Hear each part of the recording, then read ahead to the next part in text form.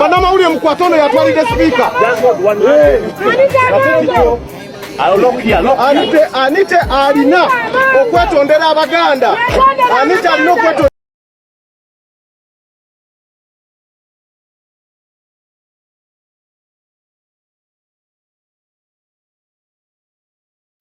Yes, obadde muwuliriza mulungi ku Yugi Update TV ku badde osinzira okubanga owuliriza okwekalakasa mu kibuga ndo mukano gwange okulabye abantu bakaawu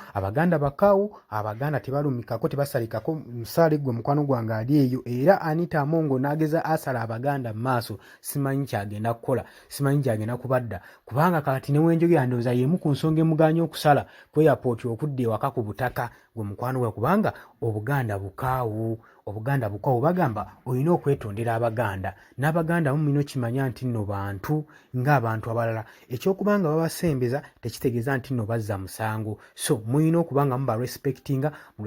Obuganda kubanga buli kimu kyemukoze wammwe ne kyemuyina mukijje mu Buganda buli kimu kyemubbye buli kimu kyemukoze mukijje mu Buganda so mulina okurespectinga Obuganda era Abaganda olwaleero mu kibuga Kampala balabikiddwako nga beekalakaasa nga tebatya biduduma nga poliisi baddewo munamungi wa poliisi nga babakwata naye ng'olaba era abantu bo bagezaako kubanga bayayanira ekitiibwa kyabwe ekya Buganda bagamba era byonna mubikole mubbe bye mwagala mubbe kubanga bye bye tujja bikomyawo tukimanyi bulungi obuyinza nga bukyuse naye Obuganda bo mubulekere emirembe gyabo kubanga Abaganda nabo bantu era kati wenjogerera Speaker Anita Amongo akiguddeko era kati atya n'okusala okudde ewaabwe ku ttaka kikira nti nno bino gye byatandikira mu wiiki eri ewedde mu Parliament eyatuula omwali mu discussion okuteesa ku biiru eyali egenda okugezaako okubanga etransferinga ekitongole eky'emmwanyi okubanga kifugibwa ekitongole ekya agriculture ababaka bangi nnyo baavayo ne bawakanya ensonga eno ne bagenda mu kulonda kw'ababaka naye ebyawulirwako ng'ayogera yawulirwako Speaker Anita Amongo ng'alinga avoola Obuganda ng'ateekawo okusosola eri Obuganda ng'agamba kakasa nti nno Abaganda tebafuna nnamba nnyingi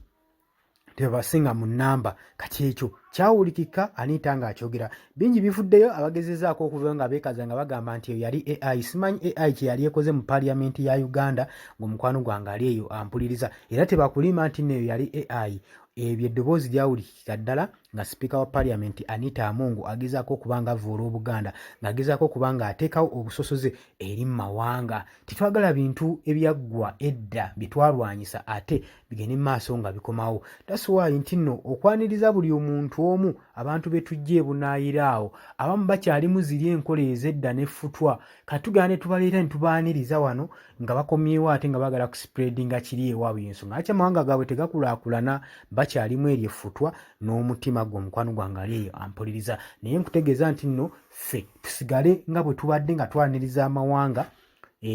kubanga mwe muva enkulaakulano gy'okuma okwaniriza amawanga n'enkulaakulano oba ogyaniriza mu kitundu kyo kati ekyo abasinga kye batamanyi kyekyo ekyama kya Buganda y'ensonga lwaki ekulaakulana n'okusinga amawanga amalala era y'ensonga lwaki n'olulimi Oluganda lusoosowaziddwa nnyo mu Uganda era y'ensonga eyeemu kale ebintu bye bawalanya Abaganda si bingi biri awo bitono naye nga baabifuula ensonga buli woofuna ekintu ky'onywererako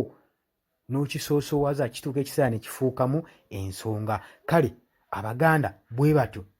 bwe bavuddeyo mu mbeera eno nga bakaawo nga balinga enjuki ze bakubyemu amayinja nga bagamba nti nno Anita Amongo newakula atya kagubeere ki aveeyo yeetondere Obuganda yeetondere Ssabasajja kabaka olw'okuvoola Obuganda kubanga n'Abaganda nabo bantu ate kati nno abamu bo n'ekyokwetonda tebakyagalako ddala bagamba Anita Amongo alizayininge addeyo ewaabwe Bukeediya